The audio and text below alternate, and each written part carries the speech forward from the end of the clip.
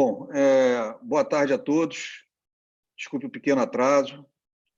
Enfim, estamos aqui nesse quase que uma continuação de uma live que ocorreu há um tempo atrás, enfim, e hoje a gente ampliou porque tem novos convidados, enfim, importantes convidados. Vamos aqui conversar novamente um pouco, e mais sobre o reflexo da pandemia na economia da cultura, enfim, qual o impacto disso no setor cultural, dentro de uma perspectiva mais global.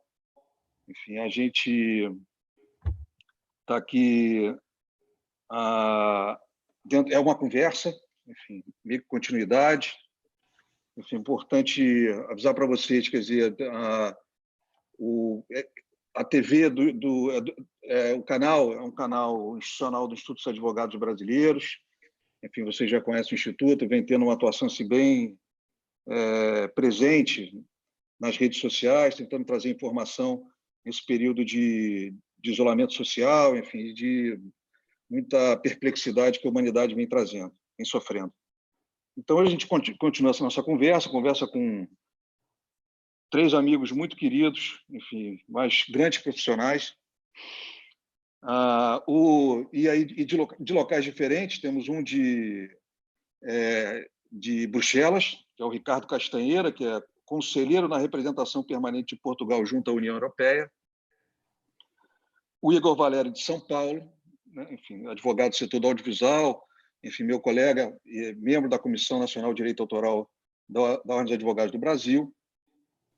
E o Rafael Ferraz Vaz, que tem uma nomenclatura de atividade grande, enfim, que é oficial jurídico associado da Divisão de Direito de Autor, Setor de Direito de Autor e Indústrias Criativas da Organização Mundial da Propriedade Intelectual, a OMP, que fala conosco de Genebra. Então, boa tarde a todos, muito obrigado por vocês terem vindo. Enfim, fiquem muito à vontade para conversar, eu estou aqui muito mais para escutar do que para falar. E começo dizendo que nós aqui no Brasil passamos por um momento muito difícil, mundialmente conhecido. Enfim, a pandemia vem atingindo o seu pico, sem perspectiva de achatamento da curva, que é muito desagradável. Enfim, políticas de governo vêm dificultando muito isso. E estamos todos aí em confinamento social. Enfim, algumas cidades tentaram um regime de lockdown. Enfim, o lockdown a brasileira, pelo lockdown brasileiro, as pessoas continuam saindo. Enfim, então, a vontade de ir para a rua é muito grande. Então, é um lockdown à brasileira. Enfim, alguns governadores um pouco mais diligentes do que outros, mas, enfim, nós estamos num momento assim muito, muito delicado, muito sensível. Enfim, ontem tivemos quase 1.200 mortes num dia, ou seja, não tem sido fácil. Vocês, especialmente os europeus, enfim, estão num outro momento. Enfim, o que vai ser muito enriquecedor saber o que está acontecendo. Aqui as atividades culturais continuam totalmente suspensas. Alguns setores sofrendo muito, especialmente aqueles que dependem dos espaços públicos para suas atividades. Esse problema vem se agravando. Enfim, a política de governo para o setor é nula. Sofremos, nesse meio do caminho, uma mudança na Secretaria da Cultura, várias mudanças no Ministério da Saúde.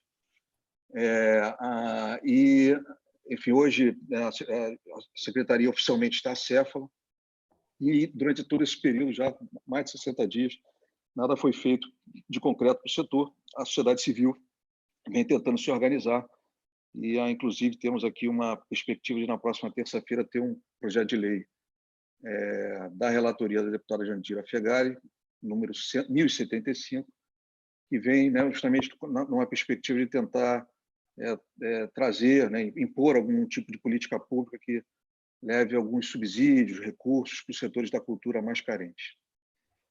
Feita essa breve introdução, eu vou passar a palavra para o nosso querido Ricardo Castanheira. Ricardo, mais uma vez, muito obrigado por você estar aqui. Enfim, eu queria te dizer uma coisa que você não sabe, ou acho que não sabe. O Instituto dos Advogados Brasileiros foi fundado em 1843 por Pedro II, né? E originalmente era formado pelos coimbrões.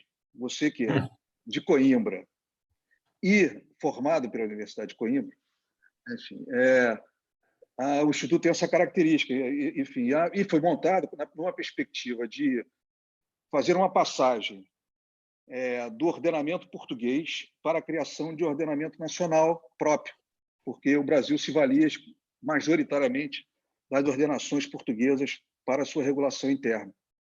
Então, teve um papel muito importante. Dom Pedro II tinha uma cadeira que existe até hoje no Instituto, enfim, onde ele participava de todas as sessões. E o primeiro presidente se chamou, que adotou o nome de Francisco G. de Acaiaba Montezuma. Em dado momento, ele absorveu nomes da cultura asteca e da cultura nacional, teve um nome assim latino. Foi formado em Coimbra. Era um mestiço, foi formado em Coimbra. Enfim, teve um papel, pouca gente sabe, enfim, mas teve um papel assim, importantíssimo no Império Brasileiro, porque foi ministro da Justiça, senador, deputado, enfim, diplomata no Reino Unido, enfim. Então, o primeiro, né, enfim, presidente do Instituto, né, que era o abolicionista, enfim, foi Francisco G. de Acaiaba Montezuma, que foi amigo seu de universidade, enfim, nossa gloriosa Coimbra de 750 anos, mais de 750 anos. Enfim, então, você vê o elo que você tem aqui conosco. Dito isso, passo a palavra, enfim, espero que você tenha gostado da historinha. Enfim, a gente começa. Obrigado. Bom, obrigado eu. E gostei bastante da historinha, pode voltar a repetir. E como vê, enfim, nem tudo aquilo que foi feito pelos portugueses foi mal feito e, portanto, temos aqui um bom exemplo de uma boa herança deixada pelos portugueses no Brasil, o Instituto dos Advogados Brasileiros. Em primeiro lugar, muito obrigado, Sidney, por mais um convite. É um prazer imenso, porque, como você disse, além de colegas, somos amigos, assim como do Igor e também com o Rafael, que está deste lado da Europa também, e, portanto, é um prazer reencontrar-vos. Desde a última vez, há, conforme você disse, uma mudança de contexto aqui na Europa e também no Brasil. No Brasil, eu creio que para pior, no caso da Europa, um pouco melhor. Hoje estamos já numa fase de desconfinamento, ou seja, neste momento o objetivo dos governos e o foco dos governos já não é tanto o combate em termos de saúde pública como era quando nós falámos há mais de um mês. Hoje é desenhar estratégias para uma saída da pandemia. Do ponto de vista cultural, isto leva-nos inclusive a uma discussão de natureza filosófica, ou seja, o papel que nos dias atuais a cultura e as indústrias criativas adquiriram e nas nossas vidas, nunca porventura como hoje se consumiram tantos conteúdos criativos, designadamente no ambiente digital. Nunca como hoje houve tantos subscritores de plataformas digitais de música. Nunca como hoje houve tanto consumo de livros digitais. Nunca como hoje foram vistos tantos filmes em linha. E, portanto, isto mudou muito o nosso paradigma de consumo, que necessariamente vai produzir efeitos para o futuro.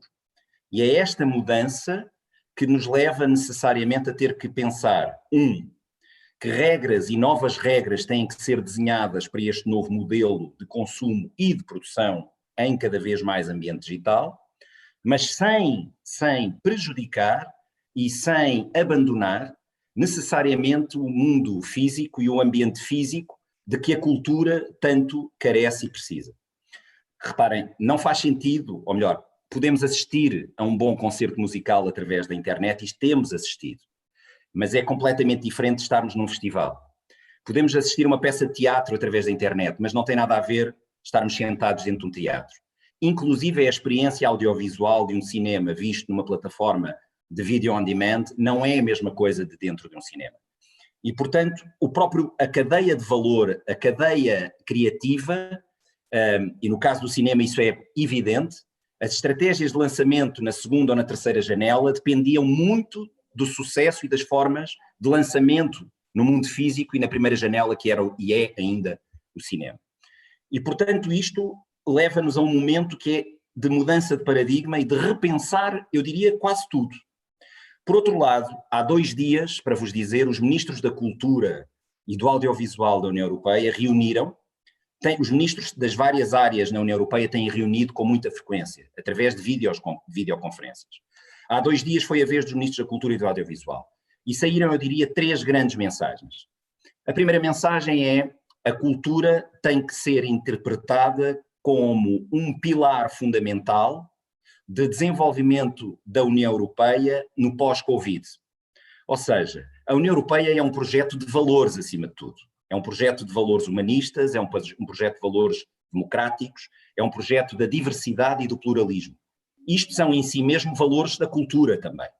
E, portanto, não basta olharmos para folhas de cálculo, planos de Excel, com muitos milhões de euros para a indústria, enfim, para muitas coisas que são importantes, se não tivermos em consideração também uma dimensão cultural. E esta foi a grande mensagem. A segunda mensagem é a de que, apesar de tudo, há aqui oportunidades. E aquilo que acabei de dizer de oportunidades que antes não existiam, ou seja, há um novo número de consumidores que antes não iam a cinemas, a teatros e a festivais de música, que passaram a consumir. É preciso saber como interpretar estes novos consumidores e como os manter, como os agarrar. Por outro lado, reparem, inclusive passou a dar-se formação em linha.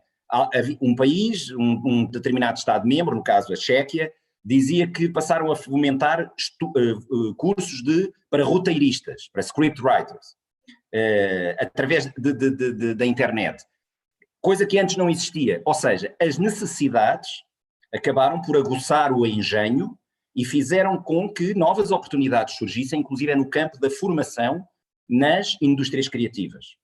Por outro lado também, nunca como agora se percebeu a importância de digitalizar o património cultural. Nunca como agora se percebeu a importância de que podemos visitar museus, de que podemos visitar edifícios históricos e património histórico-arquitetónico através da internet. Antes falava-se muito disto, mas era apenas para países muito ricos ou para mecenas muito ricos.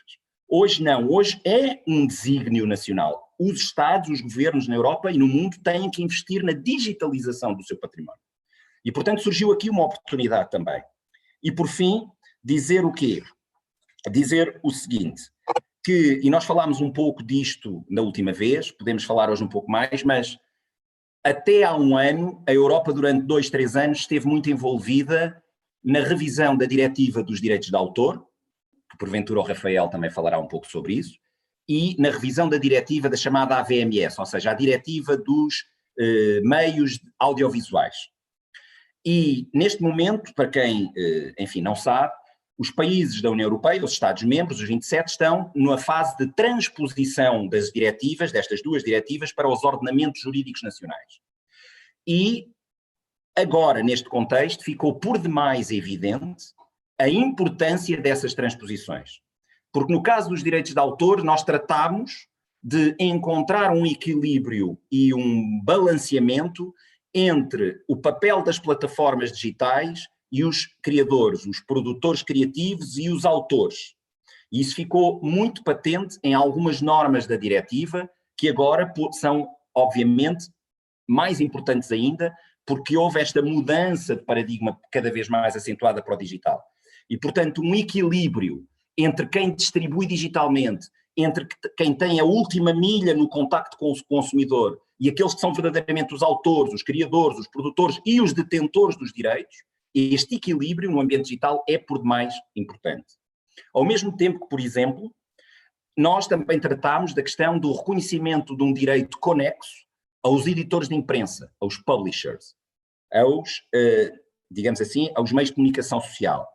E hoje os jornais, a imprensa em especial, está à beira da morte, eu diria mesmo, já está quase inanimada. Um pouco por todo o mundo, sobretudo a imprensa local, a imprensa regional, e portanto aqui há um momento que é decisivo, que é de como é que as grandes plataformas, os agregadores de notícias online, têm que pagar, remunerar, reconhecer aquilo que é o papel dos jornalistas e dos editores de imprensa. Isso foi trabalhado também na Diretiva dos Direitos de Autor e agora tem que mais do que nunca ser concretizado em termos dos ordenamentos nacionais, porque é evidente que se isso não for feito, o jornalismo morre. E morrendo o jornalismo, morre uma peça fundamental da preservação dos Estados democráticos europeus, eu diria, das democracias no mundo, E isso é absolutamente fundamental num tempo em que, também nunca como hoje, a desinformação em linha, as fake news foram tão elevadas. E, portanto, eu diria que, dando estas notas, há, digamos que desde a última vez que conversámos, há mais de um mês, uma mudança de contexto em que a Europa se abre, ainda não temos cinemas abertos, ainda não temos teatros abertos, alguns países já começaram a abrir poucos museus, mas no essencial estamos a preparar para esta fase seguinte, que é uma fase em que é preciso injetar muito dinheiro, não apenas já para assegurar os salários, a questão da segurança social, não apenas a questão de postergar no tempo, dilatar no tempo o pagamento das obrigações fiscais e da segurança social, mas é já numa lógica de investimento massivo nas indústrias criativas, que têm um papel absolutamente fundamental. Ricardo, obrigado. Enfim, eu estou aqui, você falando, estava aqui pensando, enfim, especialmente no que tange desses novos dispositivos que foram trazidos pela Diretiva de Direito de Autor. Enfim, quando você fala sobre esse novo modelo de consumo de cultura, enfim, especialmente em relação aos espaços museológicos, enfim, aos espaços onde há a exposição de acervos, né, físicos, bibliotecas, enfim, seja, toma uma outra relevância um dos dispositivos da diretiva, que é a possibilidade de digitalização desses acervos com uma ação de natureza legítima a fim de preservação e disponibilização. Se eu estiver errado, você me corrige. Enfim, o que torna muito claro, quer dizer, não só a modernidade do assunto, a clareza com que a diretiva trouxe esses novos temas e a mudança, e inclusive totalmente absorvida por conta justamente do conceito que ela traz. Alguns concordam, outros discordam, mas um conceito de uma nova perspectiva de leitura da criação artística do criador.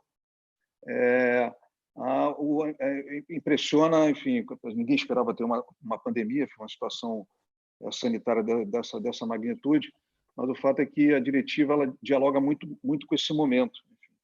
E aí eu te faço aqui uma pergunta.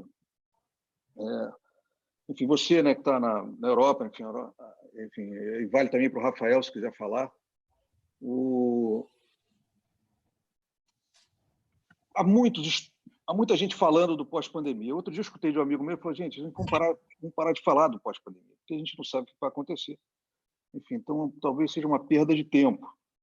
Eu acho que não é, enfim, né, uma reflexão necessária, enfim, porque haverá um impacto no consumo de muita coisa, não só de cultura. Enfim, a sociedade será remodelada, o retorno será um retorno lento. Enfim, a ocupação do espaço público, mesmo depois de liberado, eu acho que vão ser absorvidos pela população em geral de forma distinta. E aí tem uma corrente que diz o seguinte: bom, a pandemia fomentou, né, o fechamento dos países, enfim, para concepções próprias, internas, enfim, distantes de uma leitura comunitária. Ou seja, antes, primeiro eu, depois eu, depois eu. Enfim, o que isso poderia incentivar um retorno de políticas mais autoritárias, centralizadas, enfim. Essa é o que acontece em alguns exemplos europeus, enfim, mas por outros motivos. E a outra turma, né, a turma que defende, né, na verdade, a pandemia como uma grande resposta pela necessidade da solidariedade da humanidade, enfim, e entender que é uma coisa só. Enfim, somos todos, antes de tudo, da raça humana, e por conta disso estamos vulneráveis de forma igual, enfim, por uma força, enfim, que foge ao controle, né, das nossas faculdades físicas de proteção. Então, enfim, o que você sente, assim, especialmente você que está ali dentro de uma comunidade tão intensa que é a União Europeia, enfim, discutindo com vários países, várias pessoas, enfim. Hoje, lógico que não quero de você uma resposta definitiva, enfim, mas qual é a sua primeira percepção? O que você tem escutado das pessoas? especialmente nesse ambiente que você frequenta? Bom, primeira nota, essa é a grande questão neste momento na Europa, em que estamos a discutir exatamente o pacote global de recuperação e o orçamento da União Europeia para os anos de 21 a 27.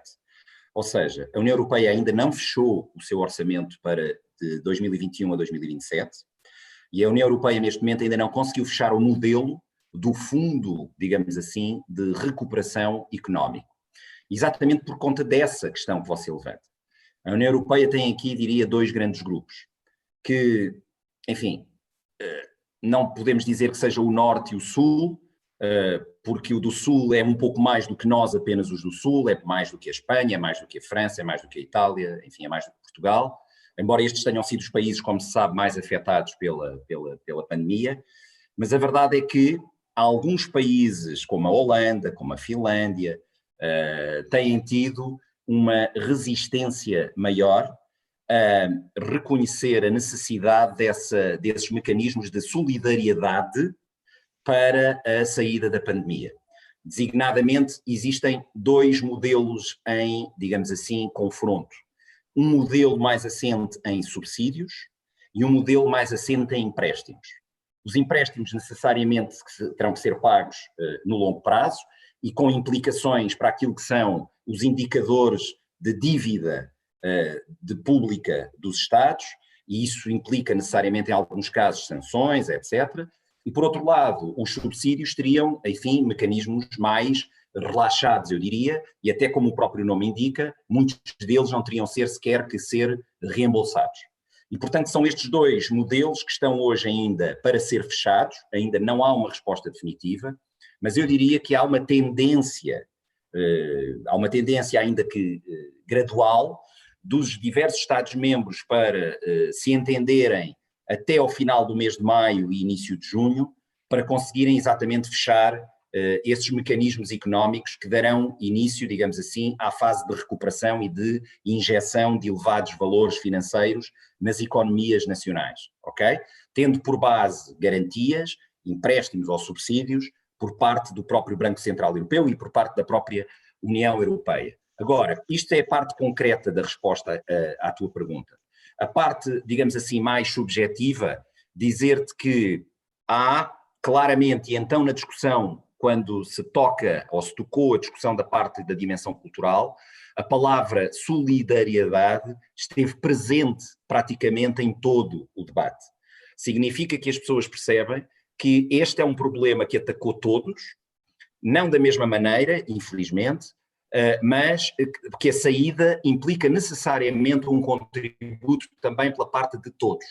E por isso a questão da coesão social do modelo europeu implica necessariamente um contributo ativo por todos. Até porque não vale a pena acharmos que vai haver países que vão sair mais ricos ou melhor desta circunstância, porque o mercado europeu é um mercado interno, é um mercado comum. E, portanto, mesmo que possamos ter um ou dois países a sair mais rapidamente, se outros mercados não estiverem em condições de adquirir esses bens e serviços, necessariamente que o enriquecimento ou o crescimento desses países vai ser muito mais lento. E, portanto, a lógica, a dimensão do mercado interno que temos, obriga, e porque tem subjacente na sua própria criação e na sua dimensão filosófica, essa nota de solidariedade e de coesão. E, portanto, repara, esta nota está presente nos discursos. Agora, uma coisa são os discursos, outra coisa é a prática, e, portanto, ainda não chegámos lá. Eu acho, quero ter a esperança que nas próximas próximas 2-3 semanas a União Europeia encontrará um denominador comum que seja satisfatório para todas as partes. Rafael, queria que você também falasse um pouquinho sobre essa pergunta que eu fiz ao Ricardo, pelo seguinte, bom, você de um organismo internacional, enfim, que tem uma capilaridade de relações maior do que a União Europeia, né? Você fala com o mundo inteiro, talvez esteja sentindo aí também, né, a temperatura dessa discussão, enfim, para onde a gente caminha, né? Obrigado, Sidney. Bom, é um prazer estar aqui. Realmente, o que me chamou a atenção nessa situação mundial do vírus remontando a palavra solidariedade, que o Ricardo mencionou, é a solidariedade setorial que a gente vê ao redor do mundo, né? Eu acho que isso também aconteceu no Brasil, que então, o pessoal, não apenas os artistas, autores, mas também o pessoal que trabalha em determinado setor, teatro, música, audiovisual, o que eu estou vendo é uma solidariedade desses setores para com todo mundo, né? Então, dos artistas com o pessoal que trabalha, por exemplo, nos shows que eles fazem durante o ano todo. Os produtores de teatro com os trabalhadores que ajudam lá nas peças de teatro. E por aí vai. Então, o que eu acho que é bastante interessante é essa solidariedade que surgiu entre os profissionais, entre não apenas os artistas, mas também as organizações relacionadas com os setores da indústria criativa. Esse eu acho que é um elemento bastante interessante, que eu acho que não vai acabar com vírus. Eu acho que é um elemento que vai ter alguma continuação de solidariedade. E com relação aos governos, é um pouco o que o Ricardo falou. Eu acho que os governos estão olhando para a sua população primeiro, né? Talvez em um primeiro momento, tentando solucionar os problemas internos dos países que não fazem parte de uma comunidade como a União Europeia, talvez tenha menos interação internacional nesse momento, estando focado realmente no próprio território. Mas o que me chamou a atenção foi essa solidariedade daqueles que trabalham na indústria criativa nesse momento.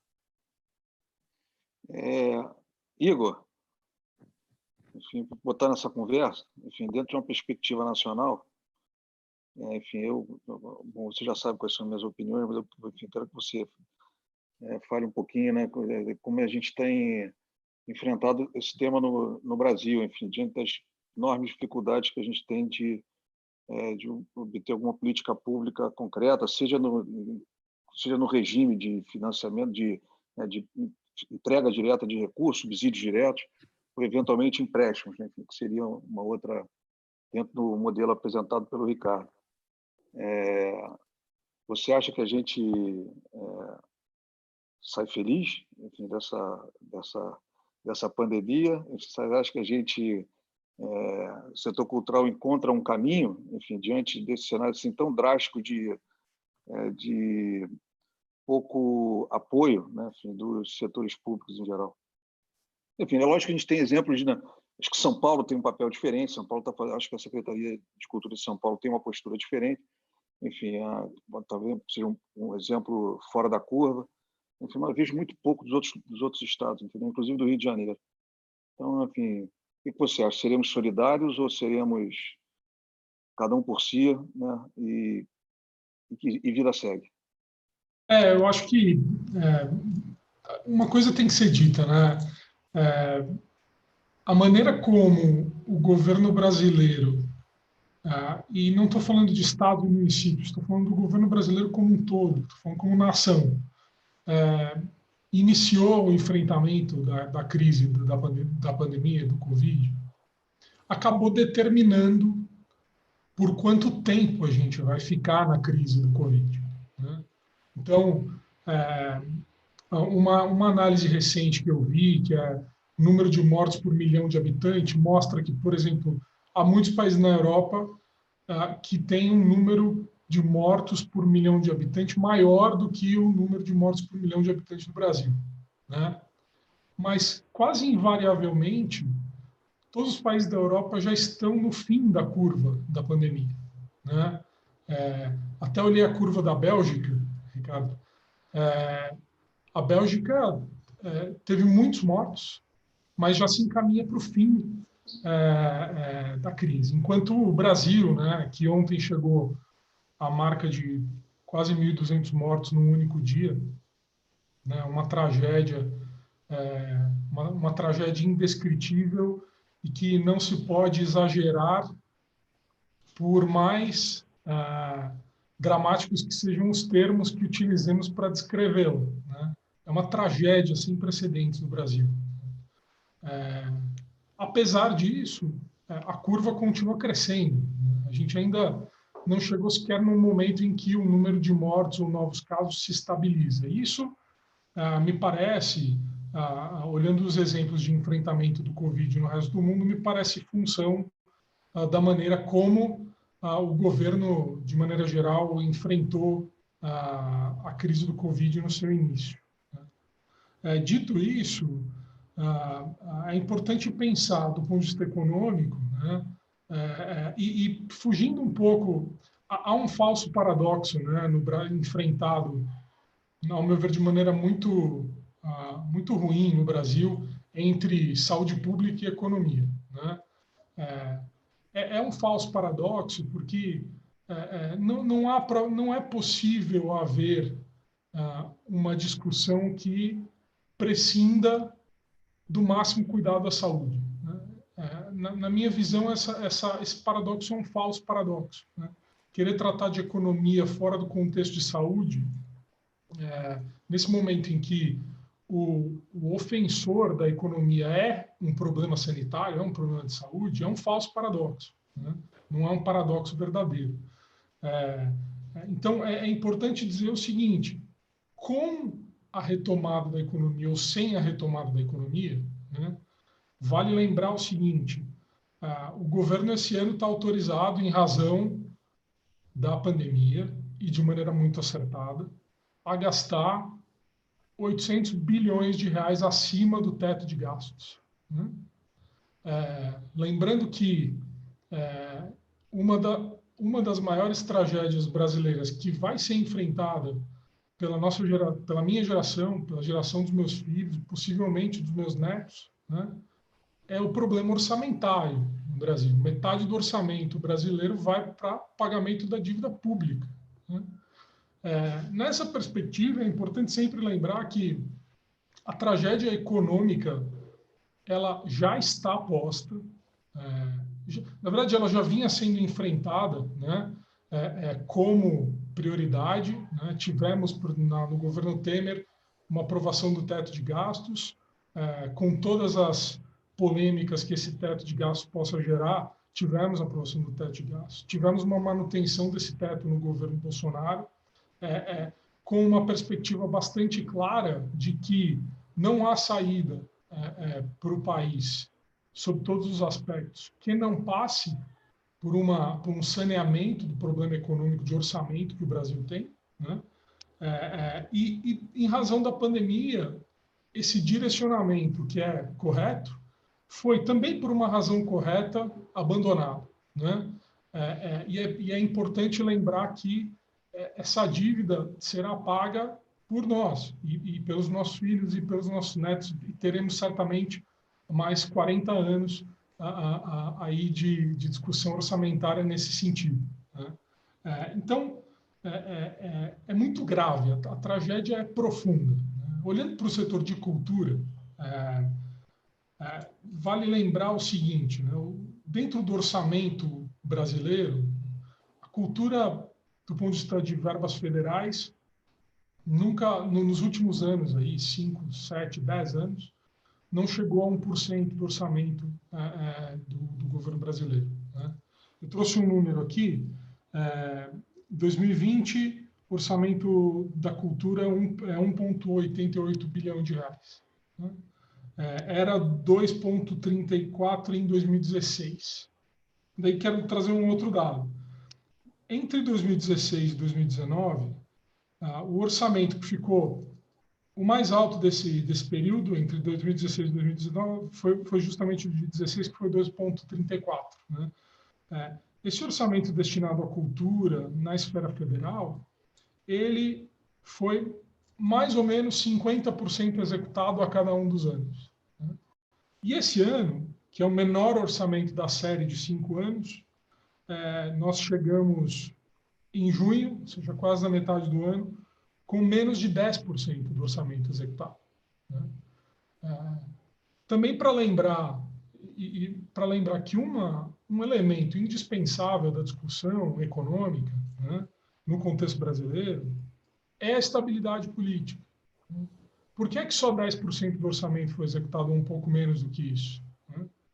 Porque nós não tivemos um secretário que permaneceu na pasta por tempo suficiente para criar um programa ou para tratar dos programas da esfera federal que dependem dessa verba de cultura. Né? Então, na medida em que temos uma crise econômica posta, que temos um setor na esfera federal de cultura com um orçamento já bastante reduzido há alguns anos e muito pouco executado esse ano, na medida em que não temos uma estabilidade política que possa levar o país a executar as verbas na esfera federal com um mínimo de competência e com um mínimo de eficiência, me parece que o cenário é bastante desanimador assim, para os próximos anos. E acho que vale a pena mencionar também o seguinte, o Ricardo comentava um pouco sobre como as autoridades europeias passam agora já claro, obviamente, mantendo as medidas de tratamento da crise do ponto de vista sanitário, mas reduzindo o grau de atenção que esse tratamento tem, porque a crise sanitária já chega ou se aproxima do seu final, já se encaminha para uma situação de resolução e passa a prestar atenção na retomada. Né? Eu acredito que o Brasil ainda está longe do momento de retomada. Né?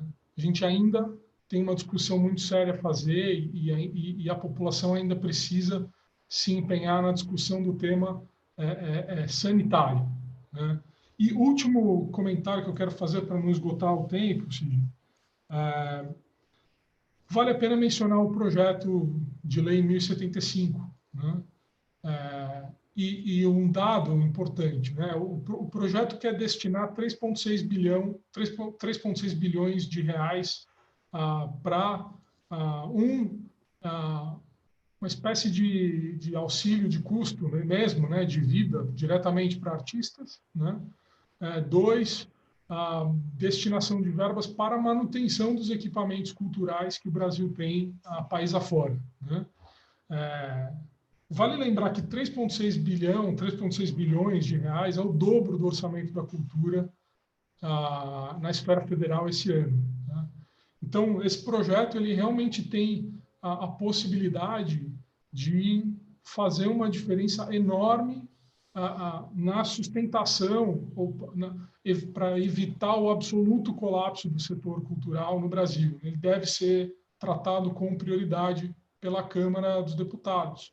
A informação que eu tenho é que ele estava na pauta para votação ontem, foi retirado de pauta por um acordo das lideranças, porque o Ministério do Turismo solicitou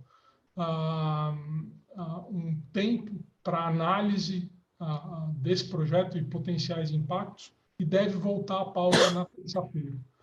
Então, acho que essa medida, como medida emergencial, ela é muito importante e deve ser observada com carinho. É isso.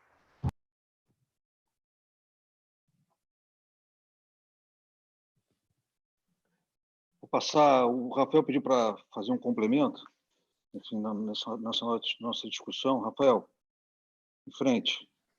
Isso. Não, porque o Igor mencionou um dado muito interessante, que é o orçamento da cultura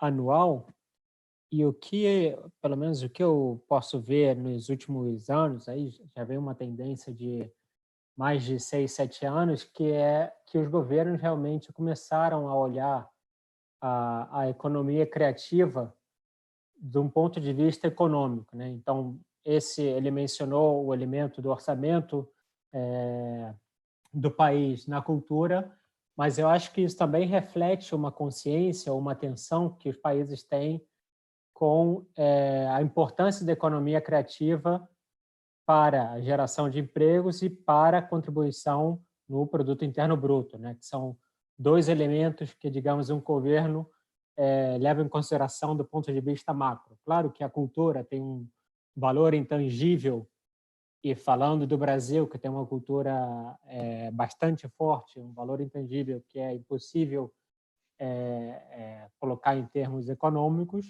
mas também tem um elemento econômico de emprego, de economia, que chama bastante a atenção dos governos quando a gente fala de economia criativa, né? Somente essa economia, que é a maior parte, pelo menos nos países que fizeram um estudo detalhado, é composto de pequena e média empresa, no máximo 10 funcionários. Por exemplo, no Reino Unido, descobriram que 90% da economia criativa é formada de pequena e média empresa de até 10 funcionários, né? Além da contribuição econômica para o produto interno bruto, que aí varia segundo a metodologia e segundo o país, que pode chegar a 2%, 3%. Acho que no Brasil, alguns estudos estimaram entre esse valor, 2,5%, 3%, até a quase 10% em alguns países da Europa. Então, tem esse elemento do investimento no orçamento, mas também tem, diríamos, o retorno direto ou indireto de investimento, que de um lado é intangível, porque é cultural, e de outro também tem um retorno econômico bastante importante para os países. Obrigado, Rafael. Vocês... Bom, primeiramente, antes de dar continuidade, eu tenho que fazer um registro. Enfim, a nossa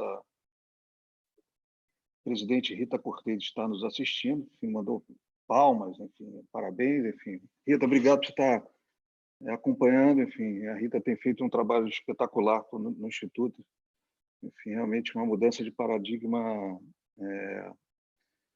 sem precedente. Então, realmente, obrigado, Rita, por você estar aí. Enfim, agradeço também as pessoas que estão assistindo, enfim, queridos amigos, né? Estou vendo aqui o Folena, a Glória, enfim, Marcelo Falcão, enfim, gente, obrigado aí por vocês estarem aqui acompanhando a nossa discussão.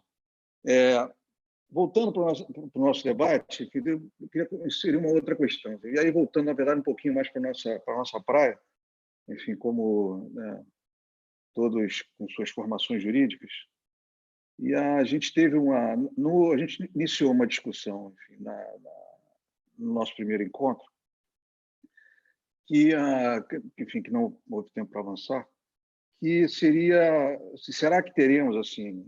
E aí começo, na verdade, a pergunta pelos que estão na Europa, e aí enfim, passo a palavra para o Ricardo.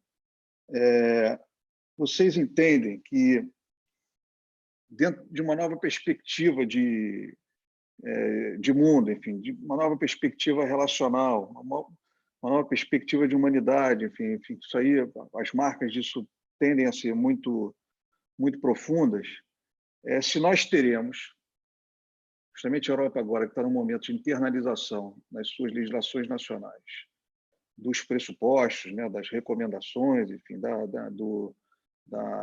das indicações de novos paradigmas de proteção estabelecidos pela Diretiva de Direito de Autor Europeia, se isso vai impactar na reformulação das normas nacionais europeias.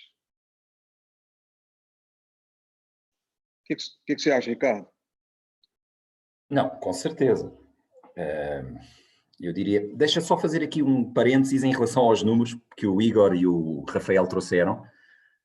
Recordar que nós, na primeira conversa, eu tinha trazido também números da União Europeia, mas apenas para recordar, porque servem de complemento aos números do Brasil que o Igor apontou e aos números mais globais apontados pelo Rafael. Na União Europeia, o programa dedicado à cultura chama-se Europa Criativa e representa apenas 0,15% do orçamento da União Europeia total. Ou seja, o orçamento da parte cultural no todo orçamentário da União Europeia é apenas 0,15%, e portanto estamos longe ainda desse número mágico que é, enfim, tão pequeno, mas que apesar de tudo já é tão mágico, que é 1% do orçamento global. Mas estes 0,15% representam depois, do ponto de vista da criação de emprego, cerca de 12 milhões de trabalhadores full-time, e nós sabemos que na cultura há muitos, muitos milhões que não são full-time, mas representam no mínimo 12 milhões full-time na União Europeia, o que é mais ou menos o equivalente a 7,5% da totalidade da mão de obra na União Europeia. Portanto, estamos a falar que existe entre o que está orçamentado e aquilo que são os resultados concretos, económicos, o valor adicionado pela cultura e pelas indústrias criativas para o todo da União Europeia, existe aqui um desnivelamento, um desequilíbrio que necessariamente tem que ser mitigado e minimizado. Segunda nota importante, que eu acho que é o Brasil nunca trabalhou isto, ou trabalha muito mal. E que na Europa se trabalhou, mas que agora se percebe que tem que ser melhor trabalhado ainda. 40% do valor gerado pelo turismo na União Europeia, e vocês imaginem que é muito do que estamos a falar, 40% resulta de turismo cultural. Ou seja, quase metade das verbas geradas pelo turismo na União Europeia resultam de turismo cultural. Isto é uma oportunidade absolutamente imensa, que se apresenta, neste caso concreto, como uma necessidade maior ainda de passarmos a olhar de forma mais prioritária, e eu diria mais concreta ainda, para a dimensão das indústrias criativas e das indústrias culturais, dos produtos e dos serviços culturais, pela sua associação direta ao turismo, que é, no caso de Portugal então, absolutamente estratégico. Portugal hoje depende mais do que nunca desse monoproduto que é o turismo, e dentro desse monoproduto a questão cultural é realmente absolutamente estratégica. Mas apenas para vos dar esta nota de que quando muitas vezes falamos em cultura esquecemos que existe aqui uma dimensão turística da cultura que é também muito importante. Respondendo à tua questão, Sidney, muito rapidamente, nós acabámos de fazer a revisão da Diretiva dos Direitos de Autor, ou melhor, e a revisão da Diretiva dos Meios Audiovisuais. Mas vamos começar no final deste ano, está previsto até dezembro deste ano, começarmos uma nova discussão, que em grande medida vai ser complementar às que já tivemos, que é o chamado Ato dos Serviços Digitais, Digital Services Act. E este Ato dos Serviços Digitais é nem mais nem menos do que a revisão da chamada Diretiva do Comércio Eletrónico. Esta diretiva do e-commerce tem 20 anos, data de 2000, e portanto é um marco absolutamente importante que necessariamente vai, regular, já sabemos que não vamos entrar a fundo na questão da liability, não vamos entrar a fundo nas questões do safe harbor, não vamos entrar a fundo nesse domínio, mas com certeza iremos entrar a fundo na necessidade de serem adotadas pelas plataformas digitais, sobretudo pelas grandes plataformas digitais, pelas incumbentes, e contam-se pelos dedos de uma mão, ou por metade dos dedos de uma mão, e garantidamente essas terão que ter uma adoção comportamental completamente diferente. Na prevenção de determinados conteúdos que não podem necessariamente ser subidos, outros que estão protegidos por direitos de autor e que têm que necessariamente ser protegidos, mais ainda. E, portanto, eu diria, Sidney, vale a pena no Brasil e talvez no mundo estarem atentos ao que vamos fazer nos próximos 2 anos, 1 ano e meio, 2 anos, a começar a partir de dezembro deste ano, exatamente com esta reforma e com este ato dos serviços digitais, porque vai ser um complemento ao que fizemos nos direitos de autor e na AVMS e terá uma dimensão extra, que é a dimensão concorrencial. Ou seja, que muitas vezes não se fala, mas que é absolutamente importante, que há aqui uma parte de direito da concorrência, e o direito da concorrência na União Europeia tem um peso muito, muito, muito importante, e portanto este ato dos serviços digitais vai também ter essa dimensão de market power, ou de aferir o market power, sobretudo das plataformas, e portanto eu diria que há aqui esta dupla dimensão que vamos trabalhar e que são complemento àquilo que já fizemos. Portanto, boa fonte de inspiração para os colegas no Brasil e também na OMPI já agora.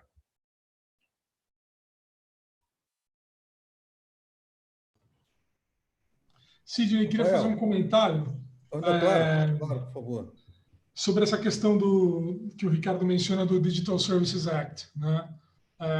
Do ponto de vista meramente econômico, sem entrar no mérito da questão e falando também da mais recente diretiva europeia de direitos de autor,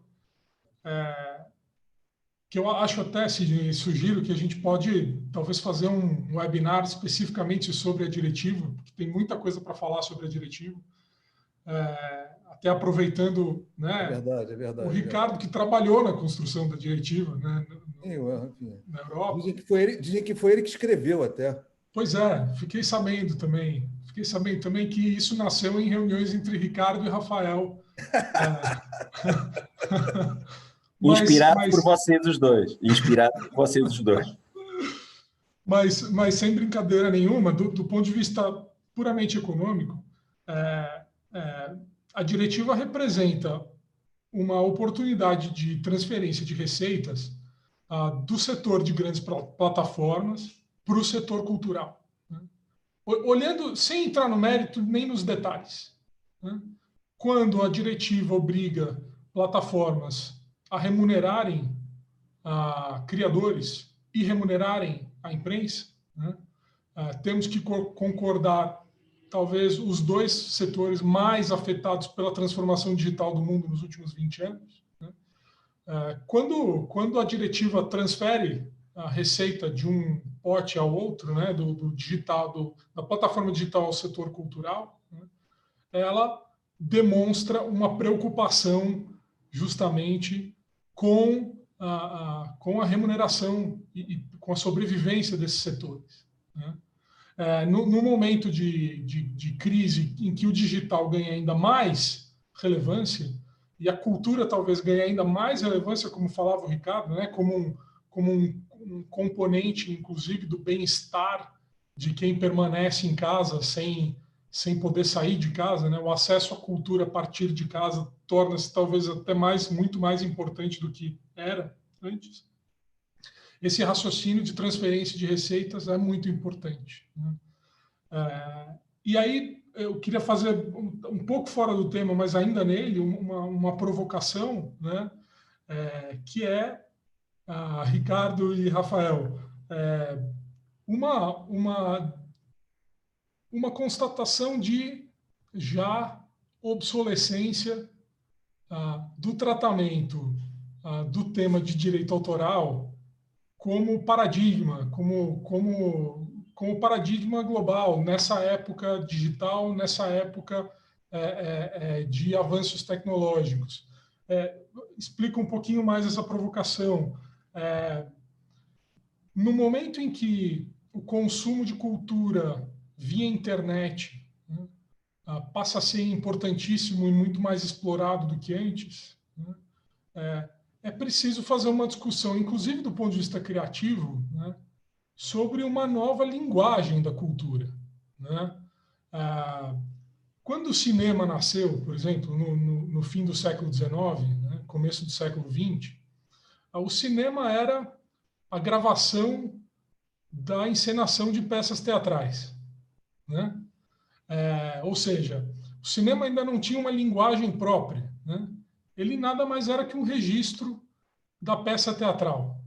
E passou, então, a desenvolver linguagem própria, né? Por exemplo, o conceito de tempo na obra cinematográfica. Como é que você sabe que um evento relatado vem antes ou depois na obra cinematográfica? Isso é fruto de uma linguagem desenvolvida pelo cinema, na qual todos nós somos fluentes, porque já nascemos numa época audiovisual, né? Essa linguagem da tecnologia para a cultura, né, ela ainda é como era o teatro para o cinema, ou o cinema para o teatro no começo do século XX, né? Mutatis mutandis, a tecnologia hoje para a cultura, ela ainda é o gravar a obra teatral encenada, né? As obras foram digitalizadas, mas a gente ainda consome as obras digitalmente como as consumíamos analogicamente. Do ponto de vista de avanço dessa linguagem cultural, acho que há uma enorme oportunidade, né? E há, do ponto de vista regulatório, uma certa obsolescência, né? E faço uma comparação por falta, inclusive, de material e por falta de ter desenvolvido um pouco mais esse raciocínio. Li uma obra recentemente sobre a incapacidade do direito autoral de proteger, por exemplo, as obras de arte contemporânea, né? Obras de arte contemporânea que são muito mais voltadas à experiência do que ao registro plástico, né, têm uma dificuldade de serem protegidas pelo direito autoral. E vejam que pena, porque são justamente as obras que se encontram hoje na vanguarda das criações, né? São justamente as que nós não conseguimos proteger por meio do direito autoral, né? E faço essa reflexão de obsolescência para os meios digitais, né? é importante manter a discussão sobre o direito autoral viva, porque é inevitável que a linguagem própria da cultura consumida e produzida digitalmente ela vai nascer.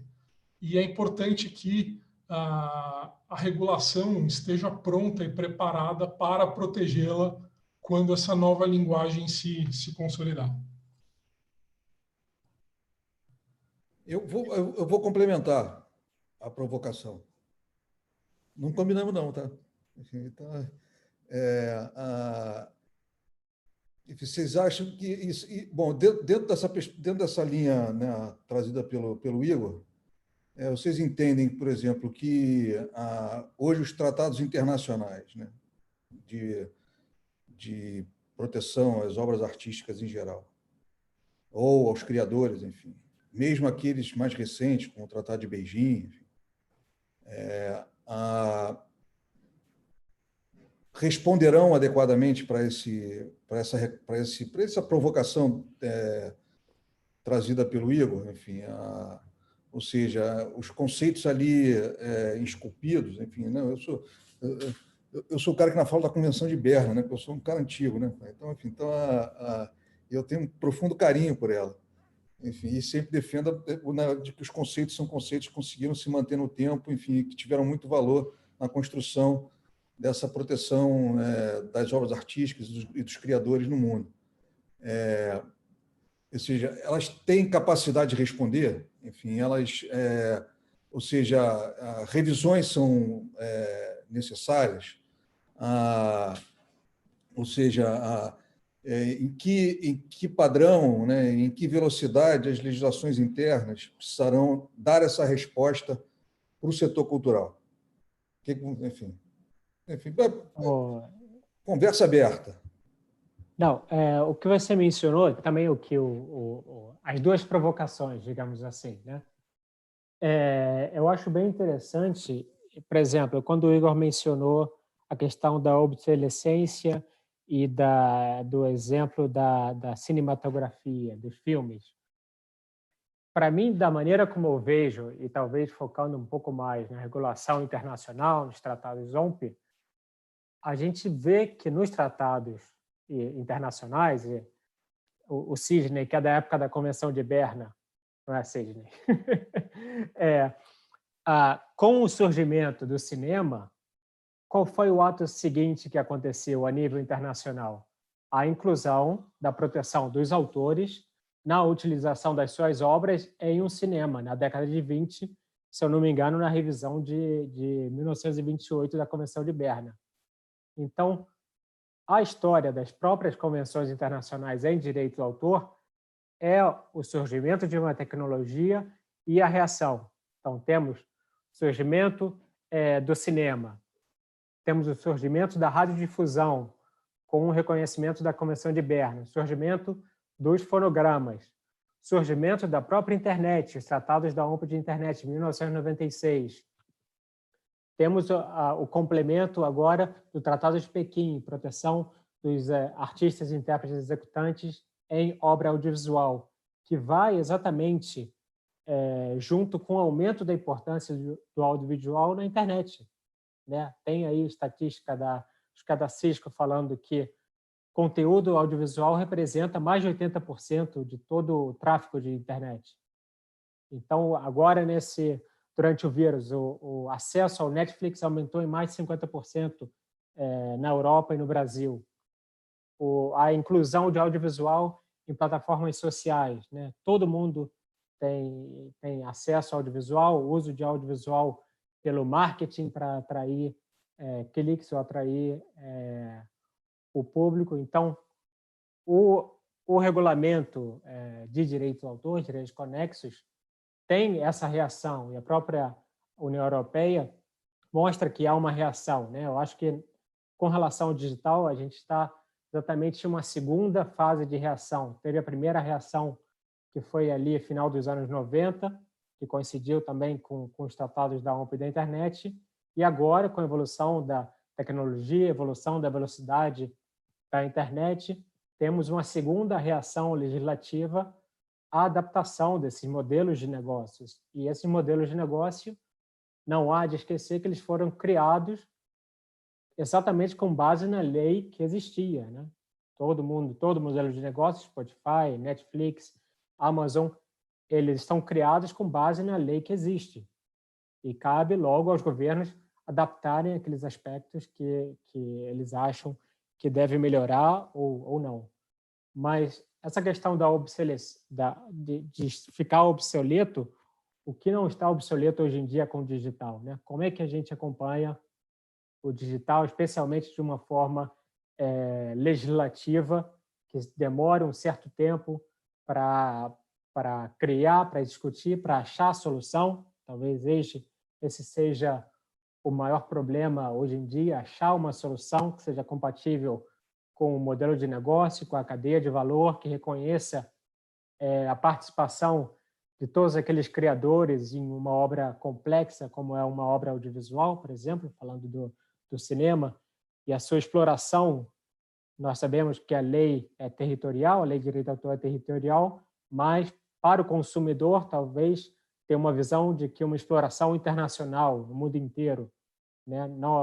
Aqui, situado em um país onde o catálogo de música e filme é pouco menor que outros países, como o da União Europeia, a gente vê que tem uma certa dificuldade também das plataformas de disponibilizar esse conteúdo, né? Muitas vezes, eu vou nas lojas online e só tem conteúdo em alemão. Infelizmente, meu alemão não é dos melhores, para não dizer inexistente.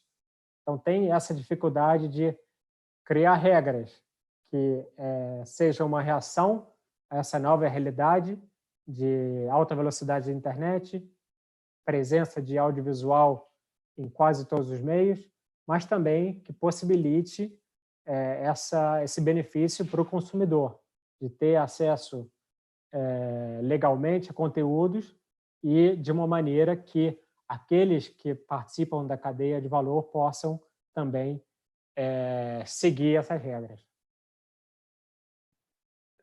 Posso... Vai. Então, Vou te passar já, enfim, só para contribuir certamente na tua exposição. A gente sempre tem uma preocupação de estabelecer o valor dos conceitos no tempo, né? Então, isso é uma coisa, isso é uma luta permanente, enfim, de tornar clara essa aplicação desses conceitos de proteção, enfim, cujo talvez seja o papel principal das convenções internacionais, de estabelecer conceitos que sejam aplicados no tempo, enfim, de uma forma muito, muito capilar. Vocês, aí começa com você, Ricardo, enfim, vai comentar sobre essa provocação do Igor. Enfim, você não teria o entendimento de que estaria já assegurado um atendimento, assim, ou seja, em termos de atendimento que eu digo, lógico que está assegurado o atendimento, mas dentro de uma perspectiva segura, né, de exercício de direitos. Eu acho que talvez a confusão maior não seja entender como aplicar os conceitos. Eu te dou um exemplo assim muito do que a gente está vivendo hoje, né? Aqui no Brasil, no mundo, uma grande discussão para saber, né, enfim, o que é uma live de música. Tem uma discussão gigantesca. Então, enfim, uns entendem que é um show clássico, enfim, que efetivamente não é. Enfim, outros entendem que, por conta dessa disponibilização, haveria aplicação de um modelo só de uma modalidade só de direito. Enfim, por outro lado, essas lives, na verdade, são verdadeiras ações publicitárias que implicariam novas formas de utilização da obra e, por sua vez, novos direitos a serem licenciados. Enfim, eu particularmente acho que é uma mistura das duas coisas, ou seja, onde você tem a convivência de ambos os direitos no mesmo formato, no mesmo modelo, que é uma característica muito, muito presente no ambiente online. Você não acha que... Então, bom, essa é uma discussão que a gente enfrenta, talvez retrate um pouquinho justamente essa dificuldade que, às vezes, a gente enfrenta em aplicar os conceitos. Ou seja, e aí significa dizer o seguinte, se o problema é de aplicação, ou estamos interpretando-os mal, enfim, ou ainda não conquistamos os seus efetivos entendimentos. Enfim, isso, questionamentos esses que nós, enfim, que vivemos diariamente do assunto, enfim, enfrentamos, enfim, eu costumo dizer que eu sou um poço de dúvidas diário, então, enfim, quanto mais informação a gente recebe, mais dúvidas a gente tem. Enfim, se dentro dessa provocação toda, enfim, será necessário mesmo? Enfim, não é muito mais uma dificuldade de aplicar e de exercer o direito que efetivamente de uma modernização, enfim, no âmbito tecnológico, na medida em que a gente sempre vai estar atrás das diversas formas de distribuição e comunicação que as obras artísticas terão, né, enfim, nesse ambiente. Né? A live é um exemplo clássico.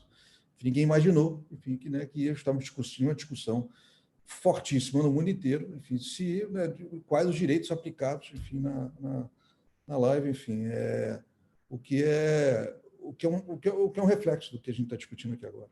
Ricardo, enfim, falei demais, né? Não, você nunca fala demais. 2 ou 3 notas. Em relação ainda àquilo que o Igor e em especial o Rafael, com base na sua provocação sobre a questão dos tratados internacionais, eu acho que há uma nota hoje, e isso é por demais evidente, de crise no multilateralismo, certo? Há uma crise do multilateralismo. E os tratados internacionais têm na base esta concepção de multilateralismo. E, portanto, eu acho que estamos numa situação em que verdadeiramente é complexo, é difícil alcançar acordos e fechar tratados internacionais. Desde logo porque já existia no mundo analógico, vamos lhe chamar assim, mas no digital existem disparidades e desequilíbrios absolutamente evidentes, desde logo naquilo que são os mais importantes players do digital. E eles não estão sequer na Europa. Eles estão ainda e sobretudo nos Estados Unidos, mas tendencialmente cada vez mais na Ásia e na China. E, portanto, como existe este desequilíbrio, e este desequilíbrio tem uma dimensão económica acima de tudo, o multilateralismo, que é um exercício de natureza política, e até é um exercício de natureza diplomática e cultural, acaba por se ver confinado, limitado e reduzido exatamente por força das circunstâncias económicas. E por isso eu imagino, e ninguém melhor do que o Rafael para nos contar, as dificuldades que no seio de uma OMPI hoje se tem para fechar o que quer que seja. Eu nos últimos 3 anos tenho sido testemunha nas dificuldades que temos em fechar a posição da União Europeia quando há as Assembleias Gerais ou há as reuniões em Geneve da OMPI. E depois, quando recebemos o relatório daquilo que se passou nas reuniões em Geneve, eu diria, por vezes até aterrador, a inércia e a incapacidade de se evoluir, e muitas vezes estão hoje a discutir-se, como no caso, por exemplo, da radiodifusão, coisas que já se discutiam há quase 20 anos, em alguns casos. E por isso, sendo que o mundo mudou, o paradigma mudou. E, portanto, eu diria que não tenho, nesta fase, grande otimismo em relação à questão dos tratados internacionais, eu diria. Não é fácil, e não é fácil desde logo porque existe este desequilíbrio muito evidente e, portanto, a União Europeia está, por força deste desequilíbrio que é óbvio, a desenvolver um conceito muito claro que é o de soberania digital. E o que é isto da soberania digital? Não é necessariamente um sinónimo de protecionismo. Não é necessariamente um sinónimo da Europa se fechar sobre si própria. Mas é necessariamente o sinónimo de um novo enquadramento regulatório em que os principais players globais terão que se adaptar a um conjunto de regras e de circunstâncias se quiserem continuar a desenvolver as suas atividades e os seus serviços aqui. Isso leva-nos a uma outra discussão, que eu acho que é a grande discussão.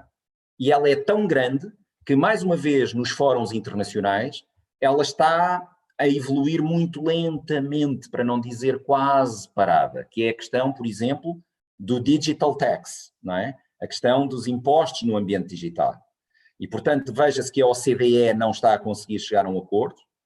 É verdade que a União Europeia já disse que se a OCDE até final do ano não fechar esse acordo, a União Europeia avançará, isto está claro, mas depois internamente na União Europeia temos também dramas internos que têm a ver, por exemplo, com a necessidade de tomadas de decisão em matéria tributária por consenso, E isto, como vocês imaginam, não é fácil a 27. Portanto, isto são, digamos, apenas e só pensamentos ou reflexões para mostrar que a questão, de facto, dos tratados internacionais e do multilateralismo é complexa e difícil. Quanto à tua pergunta, muito rapidamente, dizer-te que há claramente aqui um déficit, e isso é assumido por todos, há um déficit de enforcement. Há um déficit de enforcement. E ninguém melhor do que, dos quatro, ninguém melhor do que o Igor para nos contar um conjunto de histórias, designadamente porque ele trabalha diariamente com o combate à pirataria, para se perceber como há um déficit de enforcement. E eu ouço quase semanalmente muita gente, muitos atores, muitos interlocutores a dizer: na Europa já não precisamos de mais regulação, precisamos é de melhor e mais fiscalização do acquis communautaire, do acquis que temos hoje em dia, que já é muito avançado em muitas circunstâncias. E, portanto, eu concordo contigo, Sidney, dizendo que há dimensões que se têm que resolver com novas abordagens regulatórias. Há outras dimensões que nós poderemos eventualmente resolver até com, já não acredito muito na autorregulação, mas ainda acredito na co-regulação. E há outras em que necessariamente há uma dimensão de fiscalização, de enforcement, que tem que ser necessariamente reforçada. E, portanto, estamos aqui a ver que existem vários domínios de atuação e de intervenção legislativa, de intervenção política, e que não necessariamente significam uma nova diretiva, um novo regulamento, não. E, portanto, há aqui uma panóplia de alternativas e de soluções em aberto, sendo que há que evoluir em todas elas e face às circunstâncias atuais. Por exemplo, dar-vos nota do seguinte, até porque não sei se sabem, mas a semana passada, há 2 semanas, a Autoridade da Concorrência Francesa tomou uma decisão sobre exatamente a necessidade do Google ter que respeitar a transposição do artigo da Diretiva dos Direitos de Autor relativa aos direitos conexos dos editores de imprensa. Porque quando a França foi a primeira a avançar na transposição, até agora foi o único Estado-membro que avançou, na transposição da diretiva em relação a este artigo concreto do direito conexo para os editores de imprensa, que é fundamental para a sobrevivência deles. E a Google reagiu imediatamente dizendo que não ia respeitar, que não ia cumprir, porque se quisesse cumprir, então, enfim, iria limitar no seu motor de busca e sobretudo nos seus agregadores de notícias, iria limitar consideravelmente os extratos, os snippets, enfim, as referências, que obviamente geram enorme tráfego para os jornais e sobretudo para os mais pequenos jornais. E, portanto, teve que vir a Autoridade da Concorrência. A Autoridade da Concorrência tomou uma decisão há 2 semanas, exatamente no sentido de obrigar a Google a respeitar. Mas repare-se ao ponto a que chegámos. Um player internacional disse abertamente, claramente, que ia desrespeitar uma norma francesa que é uma norma decorrente de um ordenamento europeu. Portanto, estamos perante uma situação de enforcement, claramente. Não vale a pena termos mais uma norma em cima da que já temos, não. É fiscalizar e fazer cumprir. E, portanto, nada daquilo que nós não possamos fazer ou devamos fazer no mundo offline tem que ser diferente no online. Ou seja, eu acho que este é um bom ponto de partida. O comissário europeu Thierry Breton, que é o comissário do mercado interno e que cuida destas matérias que nós temos estado a conversar aqui hoje, ele costuma dizer muitas vezes, nada do que não podemos fazer no offline, vamos poder fazê-lo no online. E tudo aquilo que podemos fazer num, também devemos poder fazer no outro. Portanto, eu acho que este é um bom ponto de partida para qualquer tipo de legislador ou de ímpeto legislativo. Você tocou o tema do enforcement, é importantíssimo. Antes de passar a palavra para o Rafael, eu te dou assim um exemplo do que a gente constantemente passa, especialmente nos países latino-americanos, onde o nível de enforcement é precário, né? A gente está sempre correndo para manter o mínimo que se conquistou. E a organização dos setores contrários ou com percepção equivocada das normas especiais é muito frequente, né? A gente tem mais de mil projetos de lei tramitando no Congresso Nacional para alterar a lei de direitos autorais, certamente a maioria deles, enfim, para diminuir, né, o padrão de proteção, enfim, ou a organicidade do sistema regulatório.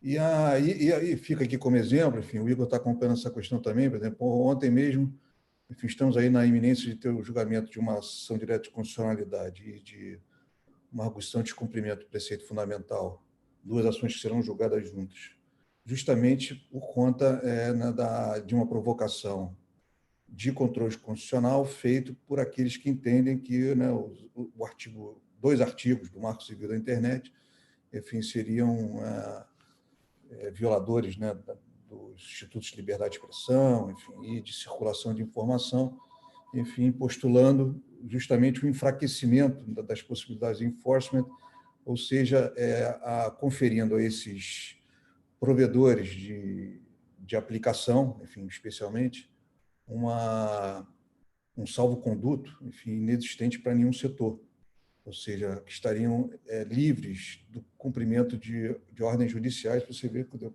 o que é, por si só, né, um absurdo dentro de um conceito de república que a gente tem, enfim, onde o Poder Judiciário tem o seu papel. Então, e eu acho que esse é um exemplo assim, muito claro, enfim, principalmente considerando a questão da lei do Marco Civil, enfim, uma ordem, ao prevalecer o entendimento dessa ordem de inconstitucionalidade, todas as políticas de enforcement que virão, que são necessárias para melhorar, né, o padrão de proteção e de circulação de obras protegidas, será automaticamente atingido, ainda que a norma autoral esteja excepcionada, enfim, no Marco Civil, mas o fato é que você não pode ter dois pesos, duas medidas. Você tem um espaço que é livre, você não pode ter um outro espaço que, em dado momento, é proibido, né? Enfim, então, ou seja, o desenvolvimento, ainda que você pudesse criar uma exceção, né, para o setor criativo, o desenvolvimento dessa discussão fica muito enfraquecido por conta, né, de um absurdo regulatório, ou de uma tentativa, né, de diminuição dos valores de uma norma que foi muito festejada, inclusive, né, em todos os lugares, como um grande marco regulatório. Então, acho que a gente sofre isso diariamente. Eu acho que o tema do enforcement é muito importante. Rafael, contigo. Não, era só para... Obrigado, Cidinho. Só para complementar o que o Ricardo mencionou, que realmente, do ponto de vista multilateral, é bastante difícil, né? E talvez o multilateralismo de hoje em dia não seja o mesmo de há 30, 50 anos atrás, porque temos cada vez mais um número maior de países e de governos sentando ao redor da mesa de uma maneira bastante ativa. Mas, dentro da dinâmica de direitos de autor, também não tem que esquecer que depois de vários anos, quase uma década, sem acordos importantes multilaterais, veio em 2012 o Tratado de Pequim, e em 2013, talvez o tratado tenha sido mais dificilmente negociado, que foi o Tratado de Marrakech, que atualmente é o tratado da OMP com maior crescimento de membros, já com quase 70 membros, cobrindo quase 90 territórios, né? A União Europeia é um membro apenas.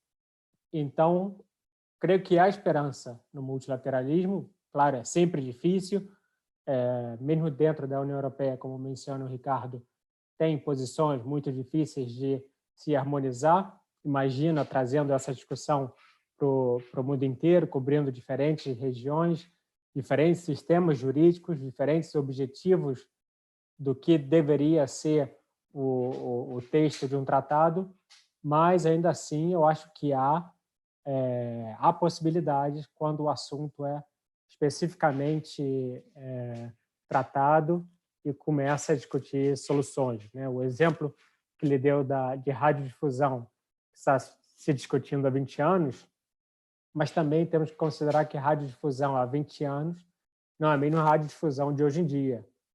Então, isso há uma mudança do assunto, de como o assunto é tratado, que os países levam em conta.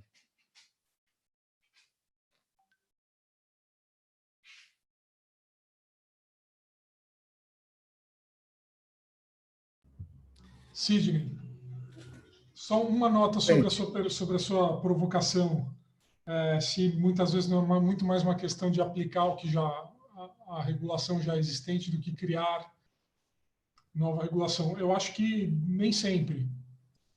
Eu acho que, às vezes, o direito novo é indispensável, né? Um exemplo justamente das convenções da OMP de 1996.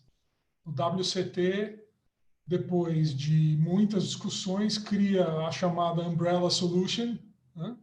Criando um direito de making available, que é um direito que não existia justamente porque ele tem componentes tanto do direito de comunicação ao público quanto dos direitos relacionados à cópia da obra, né?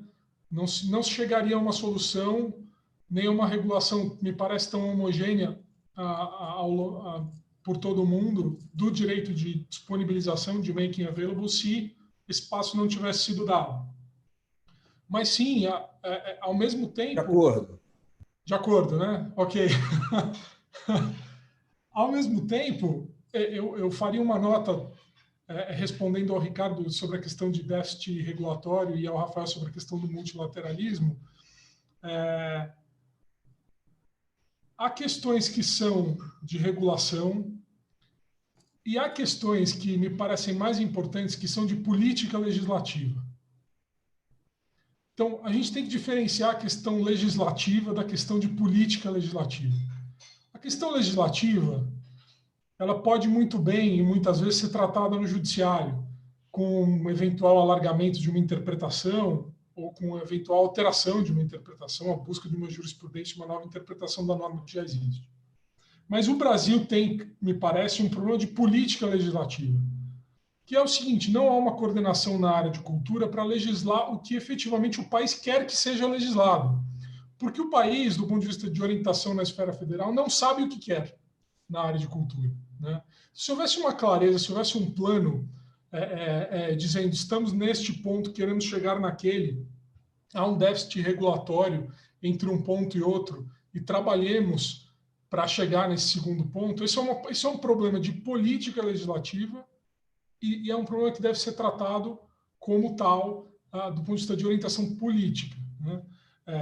E o problema propriamente regulatório, e não de política regulatória, me parece que pode ser tratado muito mais no judiciário do que nas casas legislativas. Esse é um ponto. Segundo ponto, déficit de enforcement.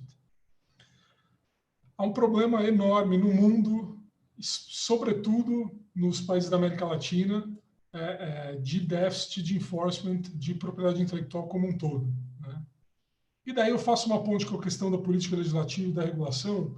É o seguinte: é importante entender que o déficit de enforcement prejudica matérias de política legislativa. Por quê?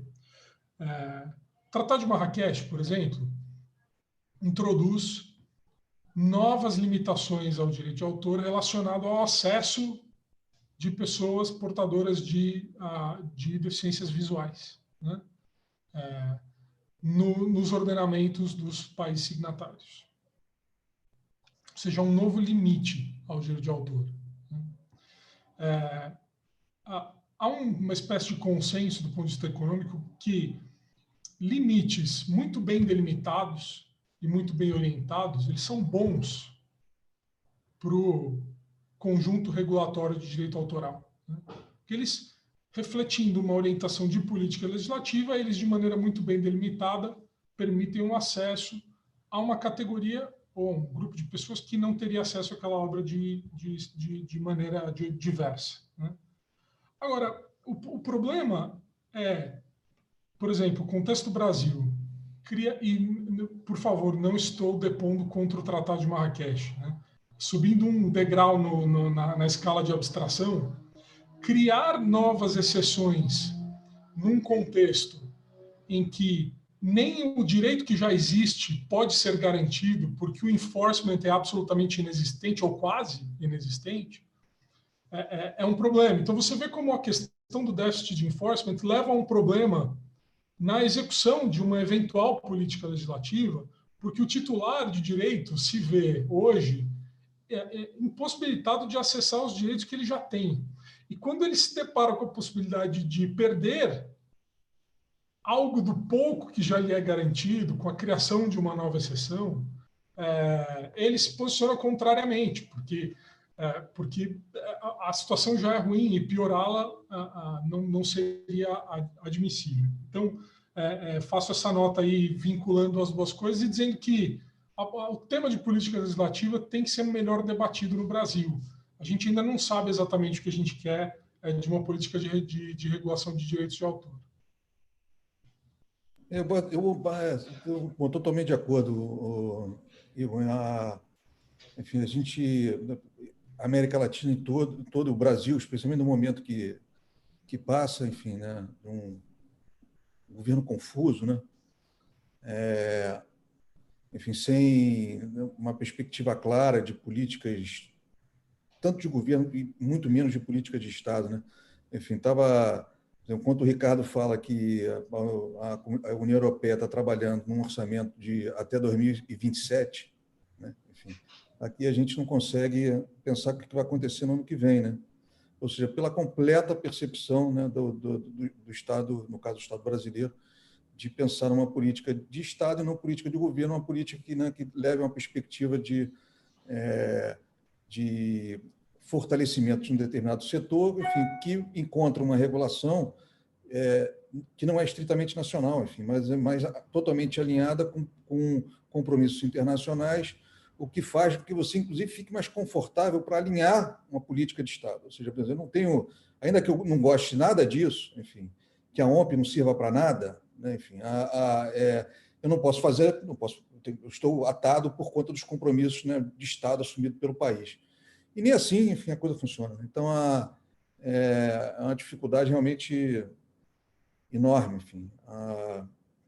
Mas venceremos, né, Igor? Enfim. Você tem inveja do Ricardo e do Rafael?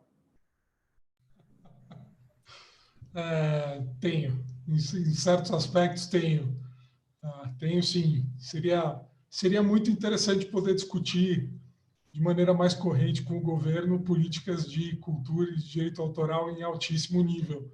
E com uma visão de futuro, assim, com uma certa previsibilidade que te permite discutir o orçamento até 2027, por exemplo. Seria genial. Fantástico. Bom, gente, a gente já está aqui com, né, mais de quase 1h30 de conversa, né? Enfim, acho que a gente já pode começar a se dirigir para o final. Enfim, eu primeiro tenho que dizer a vocês, né, enfim, são brilhantes, como sempre, enfim, que a presidente doutora Rita Cortez está perguntando se vocês já são filiados ao Instituto dos Advogados Brasileiros.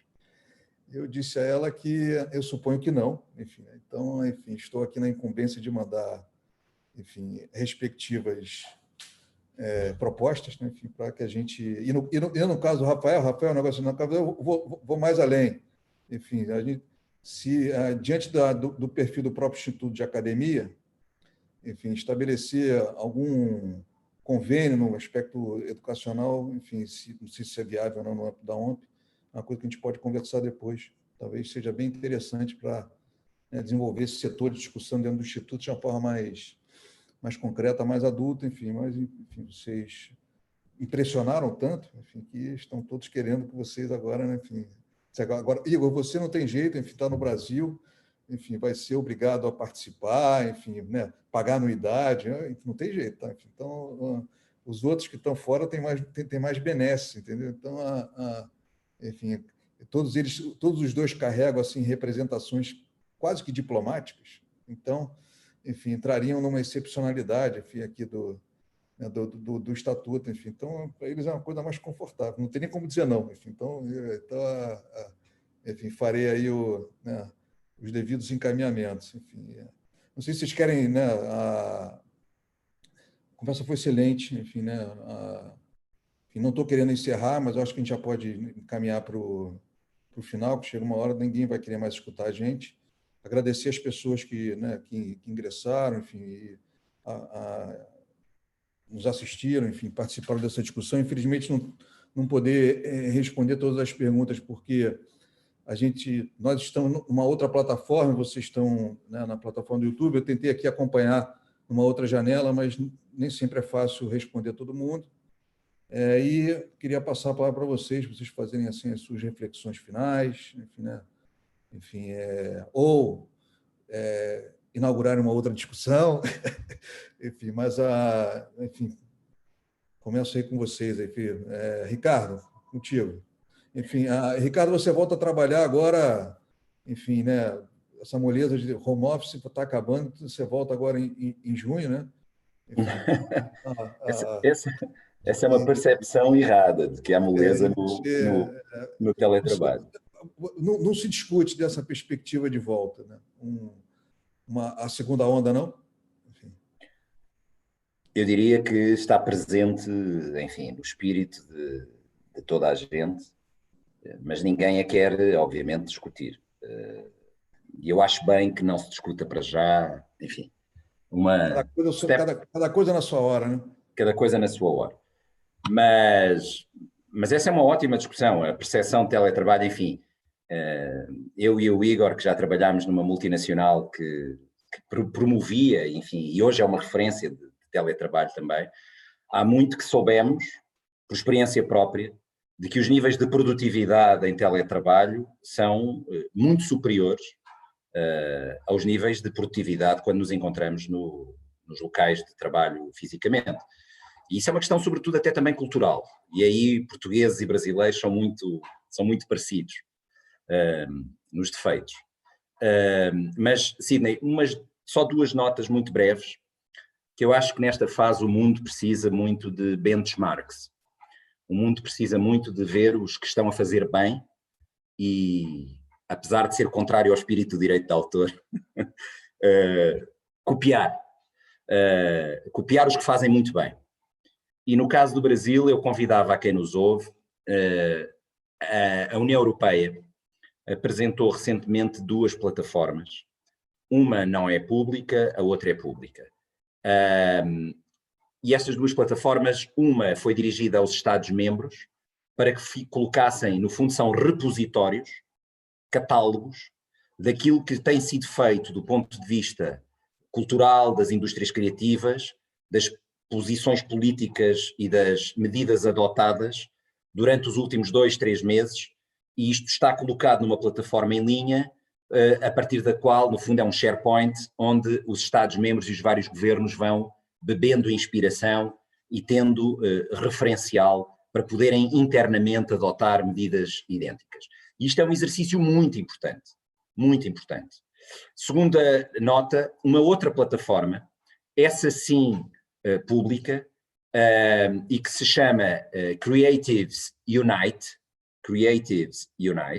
e se pesquisar na internet, que é uma plataforma basicamente em que integra não apenas organismos públicos dos vários Estados-membros, mas também stakeholders do setor privado, associações, organismos não governamentais, e portanto onde estão colocadas exatamente iniciativas adotadas ou solicitações para fazer face à situação atual no âmbito da cultura e das indústrias criativas.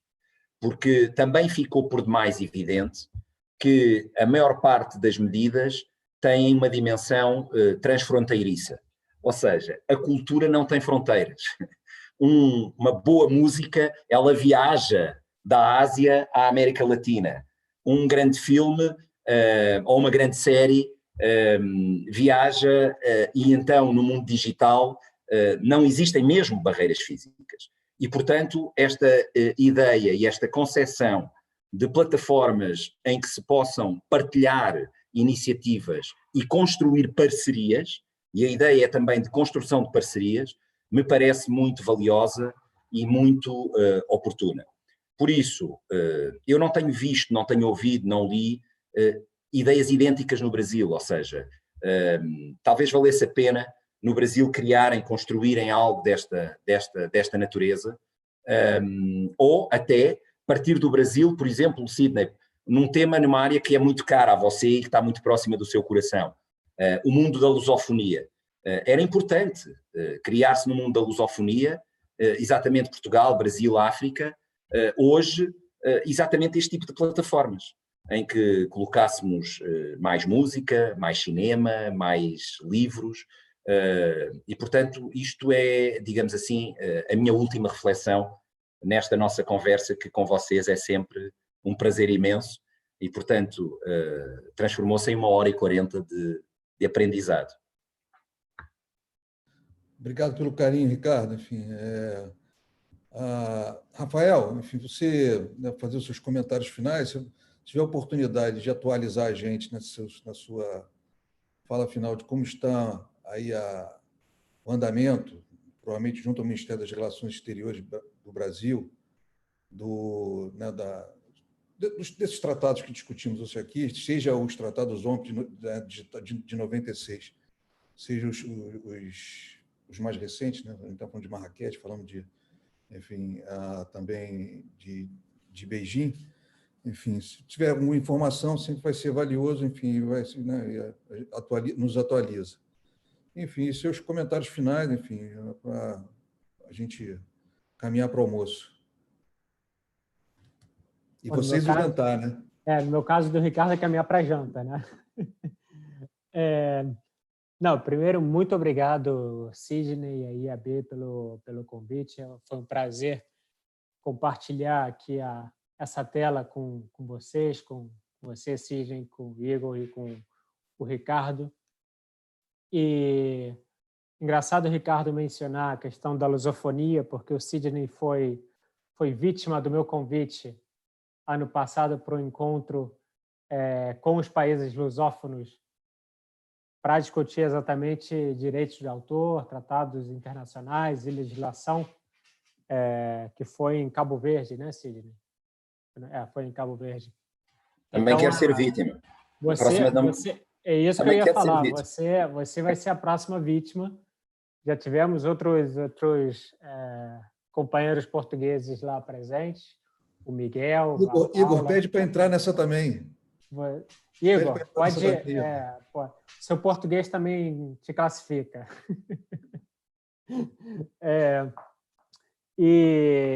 Bom, sobre os tratados que eu tenho notícia, continua aí em andamento, né? Inclusive, sobre Marrakech, eu acho que eu vou divulgar quase em nome da Secretaria da Cultura, que tem uma consulta pública aberta sobre a implementação do Tratado de Marrakech no Brasil. Então, quem tiver interesse pode procurar, porque está aberta para comentários.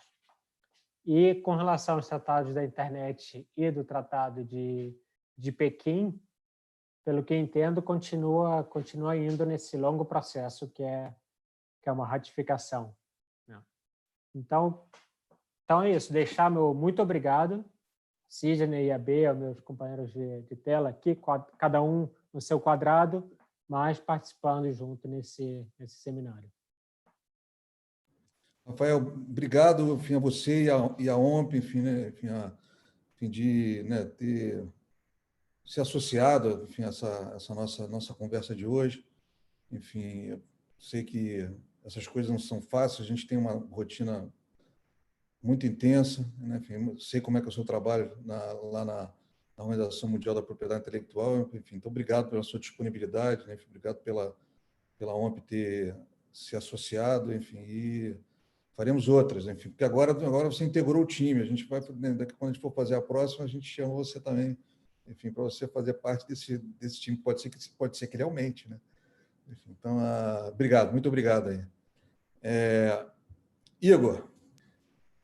Agradecer, Sidney, por mais essa oportunidade de bater um papo com você e com o Ricardo. Agradecer ao Rafael também pelas excelentes colocações e dizer que, numa nota final relacionada ao contexto brasileiro, lembrar que o Estado Nacional é feito de território, povo e cultura, né?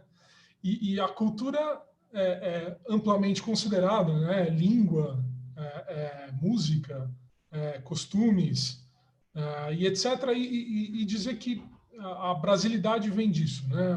A gente se reconhece no outro como pare, como conterrâneo, na medida em que compartilhamos traços culturais e a identidade do Brasil está vinculada a isso, né? Então, dizer que, mesmo para essa crise política horrível que o país enfrenta hoje, a saída não é uma saída de racha, é uma saída de aproximação. Não é uma saída de separação de grupos opositores, é uma saída de aproximação dos grupos opositores, porque do outro lado se encontra um brasileiro com opinião diferente, mas um brasileiro ainda um conterrâneo, né?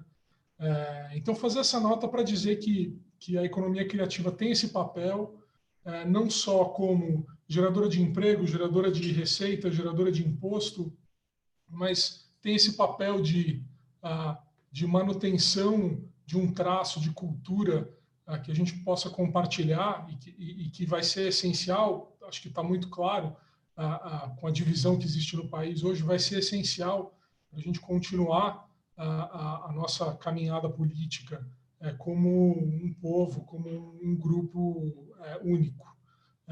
E com isso eu encerro, Sidney, meu comentário final, mais uma vez agradecendo ao IAB e a vocês, colegas, porque é sempre uma oportunidade de aprendizado também para mim participar desses eventos. Obrigado, Sidney.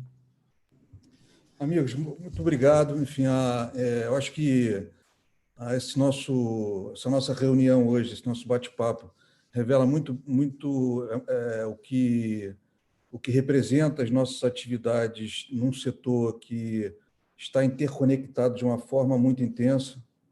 Ou seja, eu acho que, sem dúvida nenhuma, né, o setor cultural, e justamente por conta de como foram construídas as legislações de proteção das obras artísticas em geral, a necessidade dessa unidade, desse compartilhamento de espaços, ideias, conceitos, direitos, enfim, como uma forma de permitir a ampla circulação das criações artísticas que compõem, né, esse cenário, esse caldeirão da cultura, sem perder as características nacionais, a identidade falada pelo Igor. Enfim, é realmente um espaço muito especial, enfim, onde a diferença convive. Enfim, nós, aqui no Brasil, temos uma dificuldade hoje muito grande de trabalhar com as diferenças. Por exemplo, o Igor não seria convidado para secretário de Cultura do governo brasileiro, né? Então, enfim, por N motivos. Enfim, inclusive porque ele não toma cloroquina. Então, enfim, ele não poderia ficar. Então, mas o fato é que, né, é verdade, enfim, a gente enfrenta essa dificuldade aí de entender a diferença, de entender o país de forma republicana, enfim, entender que é muito importante a solidariedade, que foi um tema assim tão falado por nós hoje. Então, eu agradeço. Enfim, queria, por fim, né, pedir àqueles que nos assistem, a vocês também que estão aqui participando dessa conversa, que hoje teremos ainda um importante evento do Instituto, enfim, que é uma live com a presidente Rita Cortes, falando com a Carolina Lima, do IBRAPES, enfim, às 18 horas, falando sobre igualdade de gênero frente à pandemia. Então, enfim, aqueles que tiveram oportunidade, é uma conversa bem interessante, bem rica, e fica aqui o convite, e mais uma vez, obrigado pela presença de vocês, enfim, e quem sabe a gente ainda não faz mais uma, né? Enfim, dependendo do que acontecer. Um abraço, boa tarde para a gente, boa noite para vocês, enfim, até breve. Abraço. Valeu, obrigado. Obrigado, tchau, tchau. Tchau.